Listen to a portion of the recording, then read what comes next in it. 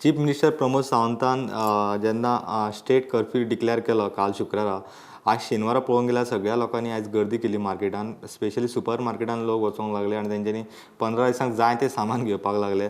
एक म्हणजे सीएमान पयलींच डिक्लेअर केल्लें की काल की एसेन्शियल कमोडिटीज जे आसतले तांकां ते बंद आसचे ना, ते 1 मेरेन ओपन आसतले.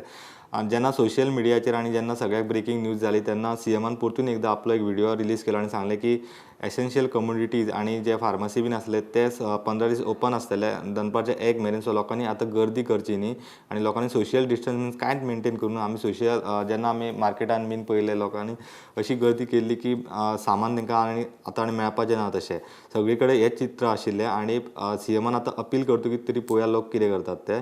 फाल्यां आयतारच्यान स्टेट कर्फ्यू लागपाचो आसा. सेकंड थिंग सेंट्रल गव्हर्मेंटान म्हणजे हेल्थ मिनिस्ट्रीन एक रिवायज गायडलायन्स काडल्यात जे कोण एडमिशन्स जे पेशंट कोवीड पेशंट जेन्ना एडमीट करता तेन्ना तेंच्यांनी अशें म्हटलां की जेन्ना खंयचो कोवीड पेशंट हॉस्पिटलान येतलो ताका कोवीड टेस्ट ही कंपल्सरी आसपाक जायना.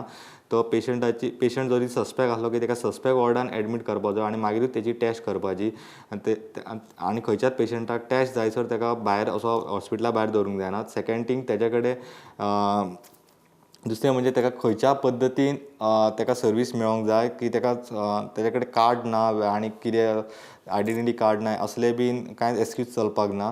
सो खंयचो पेशंट जरी आयलो तरी ताका ऑक्सिजन आनी बॅड्स ही ताका अवेलेबल करून दिवपाची म्हणून सेंट्रल गव्हर्मेंटान गायडलायन्स काडल्या. तिसरें म्हणजे खंयच्याच पेशंटाक बेश्टो सुद्दां खंयचो तरी पेशंट असो बेश्टो सस्पेक्ट आहा आनी तो जर हॉस्पिटलान बॅड ऑक्युपाय करता जाल्यार ताका तशें करूंक मेळचें ना. म्हणजे स्पेशली VVIP जे लोक आसतात ते बेश्टे बॅड्स ऑक्युपाय करता अशें तांकां दिसून आयलां. सो तांच्यांनी अशें म्हटलां की बेश्टी बॅड्स ऑक्युपाय करूंक मेळची ना. खरीच जर गरज आहा जाल्यार तेणी हॉस्पिटलान एडमिशन करचें आनी तेणी रावपाचें. आनी तेंच्यांनी स्टेट गव्हर्मेंटाक सांगलां की जे चीफ सेक्रेटरी आहा स्टेट गव्हर्मेंटाचे तांच्यांनी 3 दिसां भितर हाचेर हेंच्यांनी गायडलायन्स काडचे म्हणून. एक वाटेन गोंयान ऑक्सिजन सप्लाय कमी आसा आनी दुसरे वाटेन महाराष्ट्राक गोंय सरकार ऑक्सिजन सप्लाय करता म्हणून दिगंबर कामतीन आरोप केला. तांच्यांनी अशें सांगलां की सावंतवाडीचो आमदार दीपक केसरकर हांकां खंय चीफ मिनिस्टर प्रमोद सावंतान अश्योर्ड केलें की वेर्ना प्लांटांतल्यान तांकां ऑक्सिजन सप्लाय जातली म्हणून. दुसरे वाटेन गोवा फॉरवर्डान असो आरोप केला की गोंय सरकार सिंधुदुर्ग जिल्ल्याक ऑक्सिजन सप्लाय करता म्हणून.